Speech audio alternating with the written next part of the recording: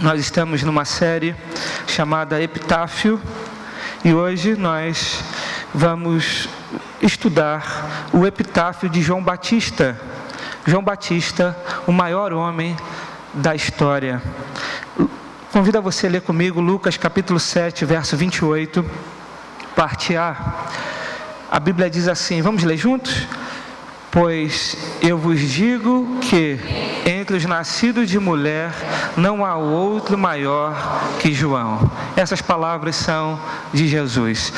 Se nós pararmos para pensar e analisarmos a história da igreja, ou melhor, a história da humanidade, nós poderemos ser tentados a tentar achar o maior homem da história. Nós podemos procurar esse maior homem da história e talvez olhar, e alguns podem tentar dizer que o maior homem da história foi um filósofo, veio da filosofia grega, mas nós observamos que Aristóteles, Platão, Sócrates, embora tenham influenciado grandemente, eles não são dignos desse título. Talvez a gente ainda procure esse homem, esse maior homem da história, entre os grandes imperadores e conquistadores do mundo antigo. Quem sabe alguém pode dizer que foi Alexandre o Grande, alguém que não perdeu uma sequer batalha, morreu sem perder uma batalha, alguém que com 13 anos de reinado conquistou quase todo o império do mundo antigo, mas também não foi Alexandre o Grande. Talvez a gente tente olhar pelo corredor da história e identificar esse maior homem da história entre os imperadores romanos, mas esses homens, embora fossem homens truculentos, poderosos, que conquistaram terra, que tinham sede de glória, que viveram riquezas, esses homens também não foram, nenhum deles, o maior homem da história.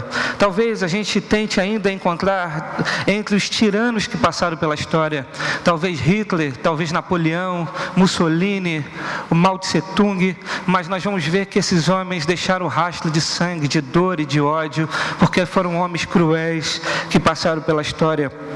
Mas talvez nós que somos cristãos, que entendemos a palavra de Deus, que buscamos a palavra de Deus, pode ser que a gente tente achar nas escrituras sagradas o maior homem da história. E talvez alguém pense, foi Abraão, Isaac ou Jacó, mas também não foi nenhum dos patriarcas. Pode ser que a gente pense, então foi um grande profeta, Moisés, Elias, Isaías, Jeremias ou Daniel, mas também não foi nenhum grande profeta. Talvez a gente olhe e diga, então já sei, deve ter sido apóstolo Pedro, aquele homem que pregou e com uma só pregação 3.000 pessoas se converteram. Este homem que se dedicou a Deus e na sua morte não se sentiu digno de morrer como seu Senhor e pediu para ser crucificado de cabeça para baixo, mas também não foi apóstolo Pedro. Mas talvez a gente pense, não, então foi apóstolo Paulo, grande missionário da cristandade, o estandarte do cristianismo, o maior missionário de todos os tempos, aquele que desbravou, aquele que plantou igreja em muitas cidades do mundo antigo, aquele que foi o maior teólogo e o maior escritor do Novo Testamento. Talvez a gente pare e pense, nossa, o maior homem da história foi apóstolo Paulo. Mas também não foi apóstolo Paulo, porque o maior homem da história foi um homem esquisito, um homem muito peculiar, um homem que se vestia estranhamente, um homem que tinha uma dieta estranha, um homem que foi pobre, um homem que não vivia em palácios, um homem que não casou, não deixou descendência e muito menos herança, um homem que, embora fosse um homem simples, tinha um discurso poderoso, uma palavra poderosa, que fazia estremecer o ouvido daqueles que o ouviam. Esse homem, o maior homem da história, esse homem foi João Batista, porque Jesus diz isso, pois eu vos digo que entre os nascidos de mulher não há outro maior do que João. E a palavra de Jesus não é mais uma opinião, mas a palavra de Jesus é a palavra final. Jesus disse e deixou escrito para nós que o maior homem da história foi João Batista. E o que nós podemos então observar ou perceber na história de João Batista que sirva para nós como um ensinamento? O que nós podemos tirar de característica da vida de João para identificá-lo como esse grande homem? Eu quero convidar você então a ir para a Bíblia e abrir em Lucas capítulo 3, verso 1 a 9. Nós vamos perceber nesse texto que o maior homem da história tinha uma missão dada por Deus e cumpriu a missão que lhe foi dada. Lucas capítulo 3, verso de 1 a 9, a Bíblia diz assim: no 15º ano do reinado de Tibério César, Pôncio Pilatos era governador da Judéia, Herodes, governante da Galileia, seu irmão Filipe, governante da região da Itureia e de Triconite, e Lisânias, governante de Abilene. Anás e Caifás eram sumos sacerdotes. Foi nesse ano que a palavra de Deus veio a João, filho de Zacarias, no deserto. Ele percorreu toda a região do Jordão, pregando o batismo de arrependimento para perdão de pecados. Como está escrito no livro das palavras do profeta Isaías: vós que clama no deserto, preparai o caminho do Senhor, endireitai suas veredas. Todo vale será aterrado e todo monte e colina serão aplanados. O que é sinuoso se endireitará, e os caminhos acidentados serão nivelados, e todos verão a salvação de Deus. E João dizia às multidões que vinham para ser batizados por ele: raça de víboras, quem vos ensinou a fugir da ira vindoura? Produzi frutos próprios de arrependimento, e não comeceis a dizer a vós mesmos: Abraão é nosso pai, porque eu vos digo que até destas pedras Deus pode dar filhos a Abraão. E o machado já está posto à raiz das árvores. Aquele que não produzir bom fruto será cortada e jogada no fogo. Amém? Queridos, depois de 400 anos de silêncio da parte de Deus, a palavra do Senhor veio a João Batista em um tempo extremamente conturbado, política e religiosamente. Lucas, que era um grande pesquisador, embora fosse médico, nos traz detalhes desse tempo, porque ele vai relatar nesse texto 5 governantes que estavam governando naquela época. Ele vai falar de Tibério César, que era o segundo imperador romano daquela época. Ele era filho adotivo do imperador César Augusto. Depois o texto vai falar de Pôncio Pilatos, que era o governador da Judéia. E o texto ainda vai falar de Herodes, governante da Galileia, Herodes Antipas e seu irmão Filipe, governante da região de Itureia e de Triconite, e ainda de Lisânias, governante de Abilene. Este Lisânias, nós não sabemos muito sobre ele, mas sobre os outros nós sabemos que eram homens maus, sanguinários, corruptos, que tinham sede de glória. Lucas traz em detalhes para nos situar no tempo e na história, para mostrar para nós que o tempo que a palavra de Deus veio a João era um tempo extremamente difícil, um tempo politicamente extremamente complicado, porque esses governantes eram homens extremamente corruptos. Mas ele ainda traz o nome de 2 sumos sacerdotes. O verso 2 diz: Anás e Caifás eram sumos sacerdotes, e foi nesse ano que a palavra de Deus veio a João, filho de Zacarias, no deserto. E é interessante porque na religião dos judeus não poderiam ter 2 sumos sacerdotes de uma única vez. E o texto diz que existia Anás e Caifás, demonstrando para nós a degradação religiosa, a derrocada religiosa de Israel. Caifás era genro de Anás. Anás tinha sido deposto pelo Império Romano, mas era um homem que tinha uma influência muito grande, o carinho do povo, por isso ainda tinha muita influência diante da religião dos judeus. O texto quer mostrar para nós que o tempo que a palavra de Deus veio a João é um tempo extremamente complicado, um tempo extremamente difícil, inclusive na religião daqueles que se diziam ser a nação de Deus. Só para os irmãos terem uma ideia, durante o governo de Tibério César, passaram-se 28 sumos sacerdotes no cargo, demonstrando o tamanho da gravidade que era a religião judaica naquele tempo. Todo esse contexto então revela para nós que João tinha uma missão dada por Deus, e uma missão extremamente complicada de se cumprir. Mas João era um homem que veio para ser a voz que clama no deserto. João é o grande profeta que foi levantado no Novo Testamento, o último profeta para apontar para o Cordeiro de Deus. João sabia que ele não era a luz, mas ele veio para apontar para a luz. João era um homem que tinha uma missão extremamente difícil e dura, porque a palavra de João, a mensagem de João não era palatável para os seus ouvintes, porque a mensagem que ele pregava era: arrependei-vos e dei fruto de arrependimento. A mensagem de João era: não apenas se volte para o caminho de Deus, mas demonstre que vocês estão no caminho de Deus. Não é apenas dizer: eu estou arrependido, mas é dar fruto que de fato há uma volta aos caminhos do Senhor. A palavra de João era uma palavra muito dura, mas João era um homem de muita convicção. Ele, como diz o próprio Jesus, não era um caniço agitado pelo vento.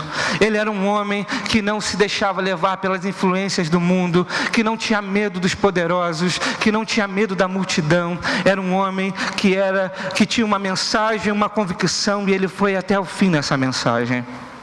João era um homem que tinha uma missão, e a missão de João era preparar o caminho para o Senhor.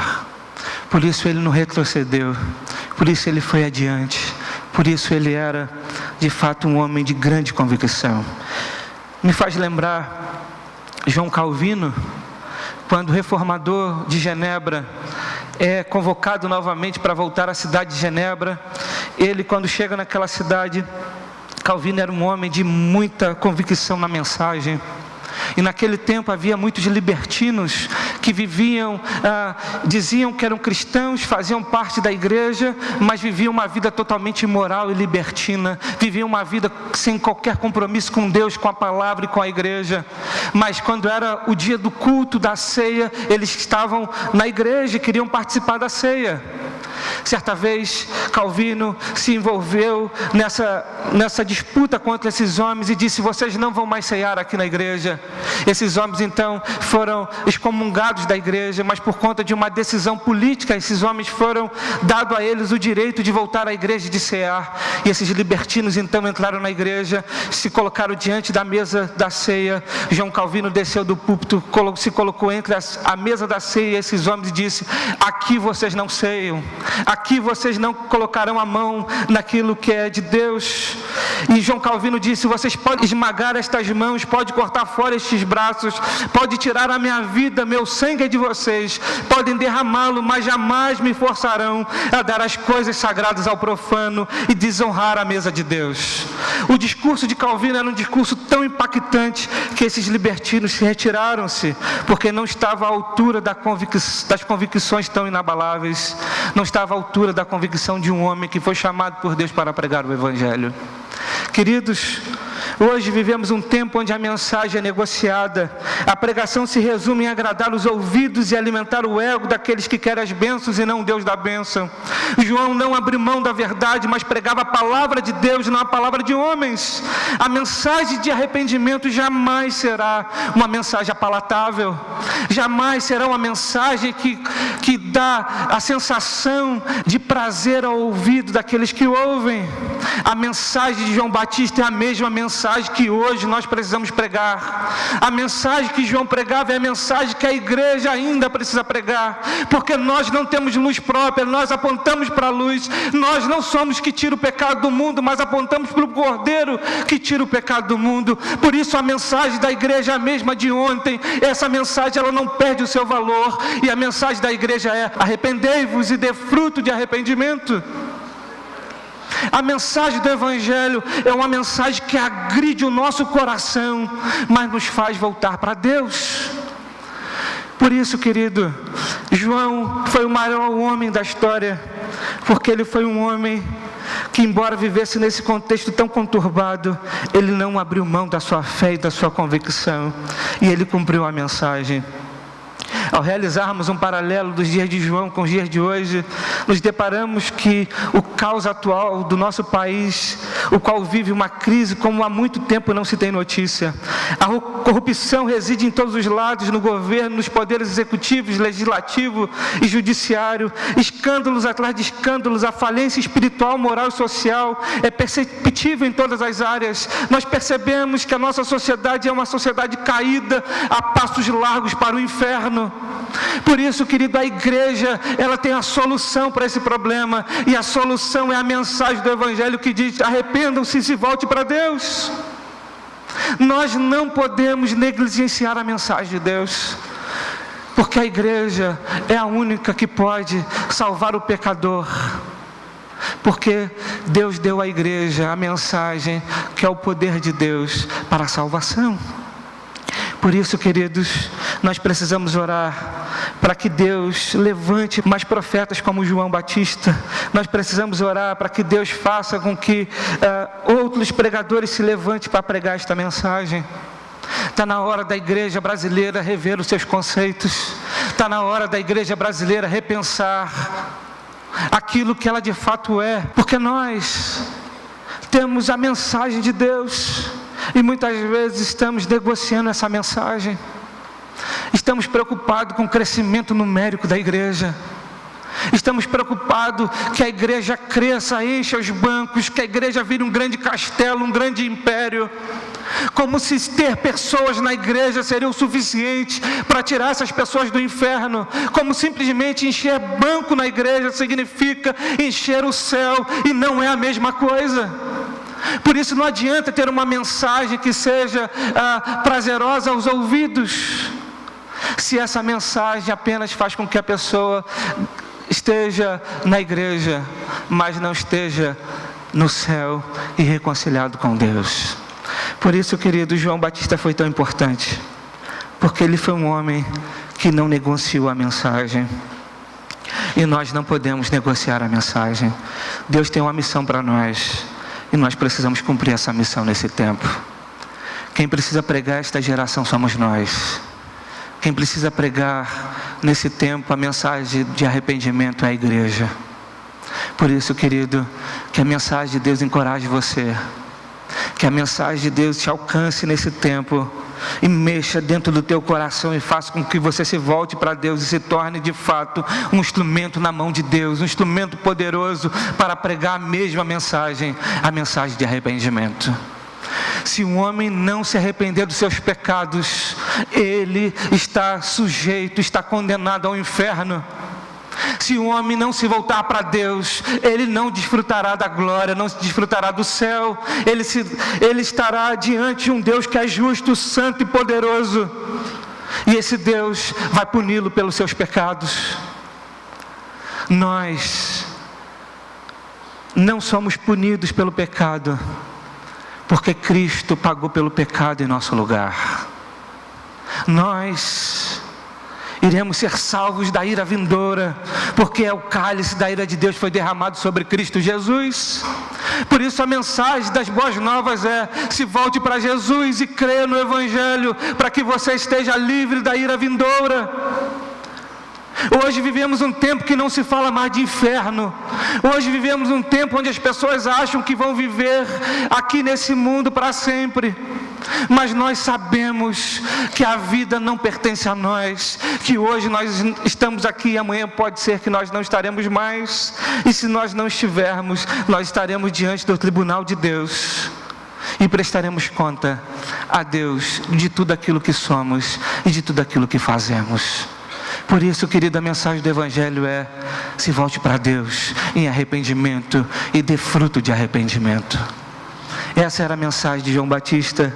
Ele pregava: arrependei-vos e dei fruto de arrependimento.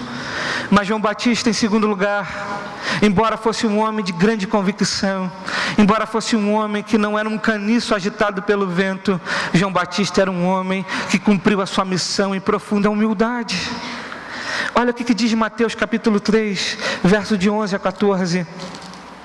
Mateus capítulo 3, verso de 11 a 14.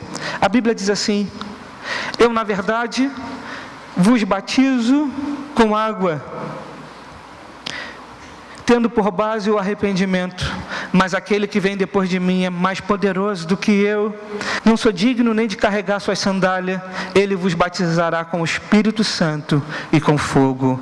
Ele traz na mão a sua pá e limpará a sua eira, recolherá o seu trigo no celeiro, mas queimará a palha com fogo que não se apaga. Então Jesus foi da Galiléia para o Jordão para ser batizado por João.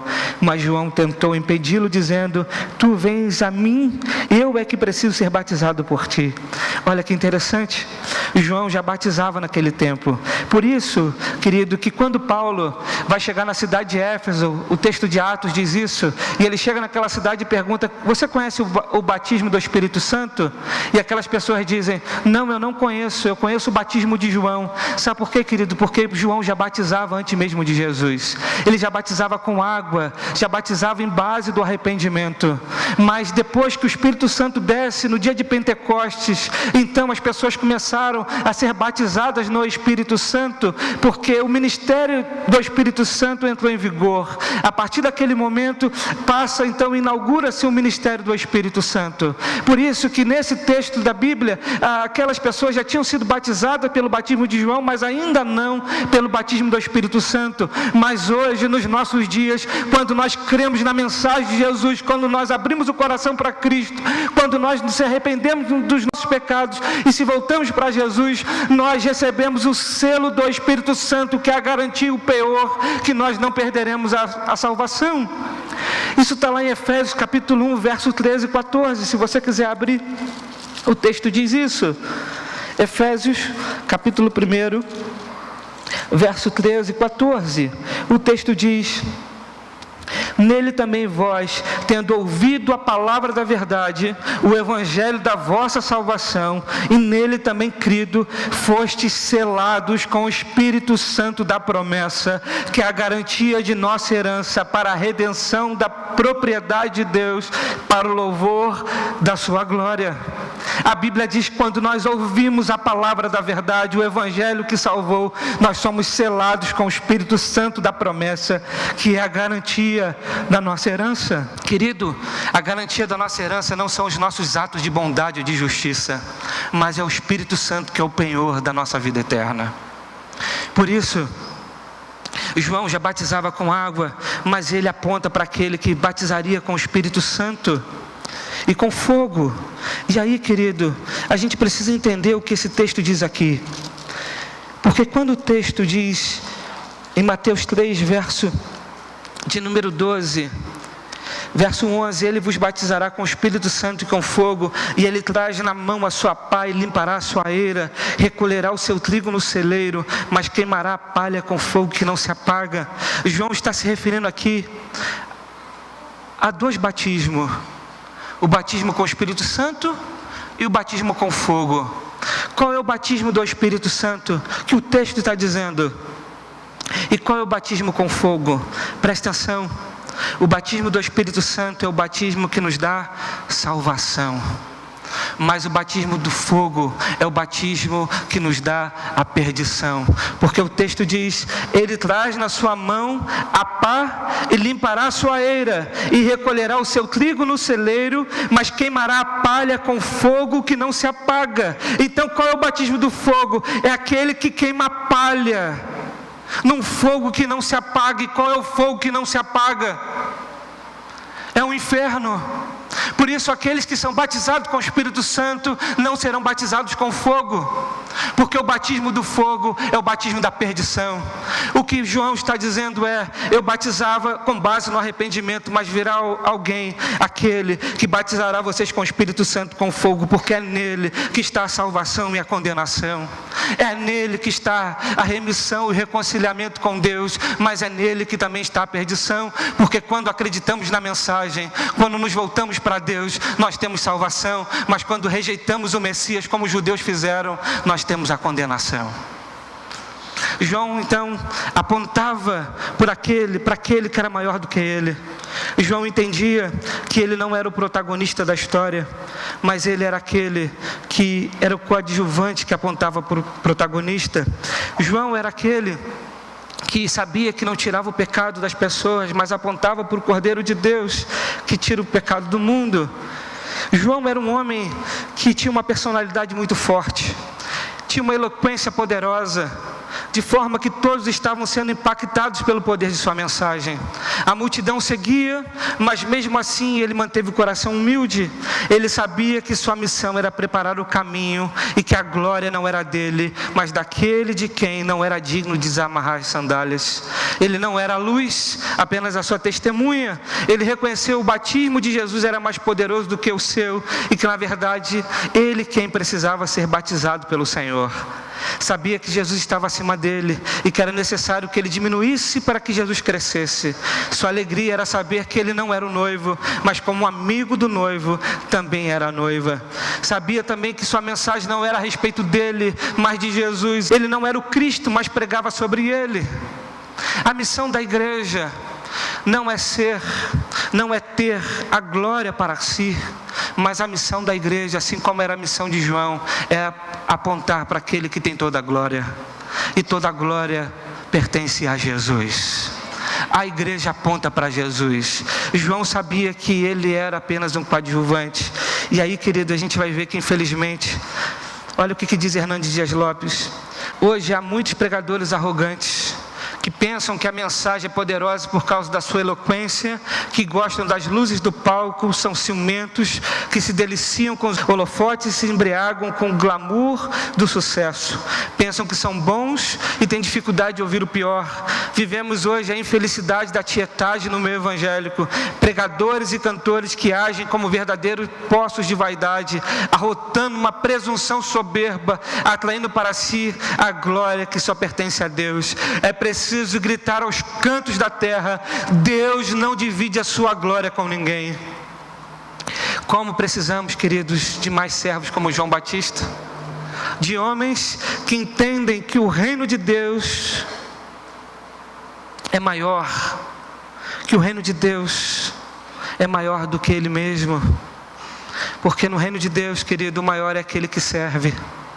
Assim como o Senhor declarou: pois o próprio Filho do Homem não veio para ser servido, mas para servir e para dar a vida em resgate a muitos. Vivemos um tempo em que nós queremos ser servidos, onde Deus é agora o nosso servo. A gente pede e Deus precisa dar. A gente pede e Deus precisa fazer, porque se Ele não fizer, a gente dá as costas para Ele, porque a gente precisa que Deus faça para que a gente creia que Ele é Deus. Hoje vivemos um tempo onde o Evangelho tirou Deus do altar e botou um homem sentado. É Deus que serve o homem. E nós estamos tão mimados e não acostumados com o verdadeiro Evangelho, porque nós somos assim. Deus não responde o que a gente quer, a gente questiona: será que Deus existe? Por que Ele não agiu? Será que Deus existe? Será que Ele não vê o meu sofrimento? Como se Deus fosse coadjuvante da nossa própria história, como se nós fôssemos o ator principal da história, e Deus precisa fazer com que a nossa história, a nossa vida seja boa o tempo inteiro. João entendeu que era o contrário. João entendeu que ele não era protagonista, mas era aquele que veio para servir, aquele que veio para apontar o caminho, aquele que não quis glória para si, porque entendia que toda a glória era de Jesus. O caminho da igreja, querido, é um caminho de serviço. Quando nós nos arrependemos e voltamos para Deus, o objetivo de Deus é fazer de nós pessoas semelhantes ao seu Filho Jesus. Jesus não veio para ser servido, Ele veio para servir. Por isso a igreja de Jesus precisa servir uns aos outros. Por isso a igreja de Jesus precisa ser suporte uns dos outros. Por isso a igreja de Jesus, ela diminui para que o outro cresça e temos alegria no crescimento do outro. A igreja de Jesus não é como o mundo que tenta puxar o tapete o tempo todo do outro, que tenta se favorecer da queda do outro, do fracasso do outro, do erro do outro. Mas a igreja de Jesus não age assim. Porque a igreja de Jesus entendeu que ela precisa diminuir para que o Senhor Jesus cresça. Quando o povo olhar para a igreja e ver a figura de Jesus, é sinal que nós estamos no caminho certo. Mas quando o povo olhar para a igreja e ver a figura de homens, é sinal que nós estamos tomando a glória que não é nossa. Porque a igreja de Jesus aponta para Jesus. Por isso, quando os irmãos entrarem nessa igreja, eles precisam ver a glória de Jesus. Quando os irmãos entrarem nessa igreja, eles precisam ver o Cordeiro que tira o pecado do mundo. Quando os irmãos entram nessa igreja, eles precisam entender que Jesus é aquele que é o digno de louvor e adoração, e nós estamos aqui por causa dele, para adorá-lo e para bendizê-lo. Por isso, querido, João Batista entendeu isso, e ele cumpriu o seu ministério com humildade. Mas em terceiro lugar, observamos que o maior homem da história era um homem de muita coragem. Lucas capítulo 3, verso 7 diz: João dizia às multidões que saíam para ser batizadas por ele: raça de víboras, quem lhe deu a ideia de fugir da ira que se aproxima? Verso 19 e 20 de Lucas 3 vai dizer: mas tendo sido repreendido por João por causa de Herodias, mulher de seu irmão, e por todos os males que fizera, o governante Herodes ainda acrescentou a todos eles o de prender João no cárcere. João é aquele que tinha muita coragem. A multidão vinha para ser batizada, e ele chamava essa multidão de raça de víboras. João era um homem de muita coragem. Ele, diante do rei Herodes, ele apontou o pecado do rei, repreendeu o rei e disse: você é um adúltero, você é um homem que precisa se arrepender dos seus pecados. João era um homem corajoso demais. Veja, o que Lucas 3, verso 7 quer nos dizer é que as pessoas estavam vindo para serem batizadas porque achavam que o batismo de João era suficiente para que elas pudessem ser livres da ira vindoura. Eles acharam que tomar um banho era o suficiente para que eles não sofressem a ira de Deus. Quantas pessoas estão indo para a igreja assim? Acham que levantar a mão para Jesus e tomar um banho na água do batismo estão livres da ira vindoura.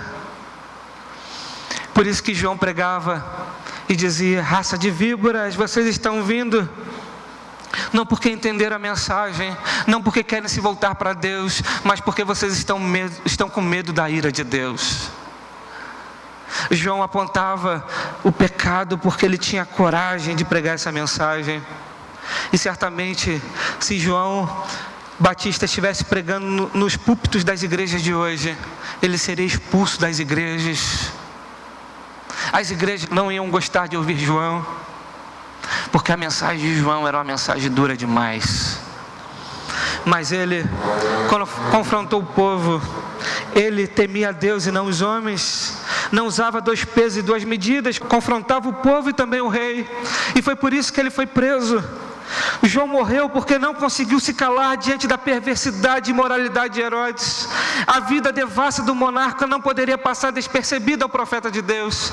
Além de todas as coisas mais que Herodes praticava, estava tendo um caso com a mulher de seu irmão, e João teve a coragem de repreendê-lo.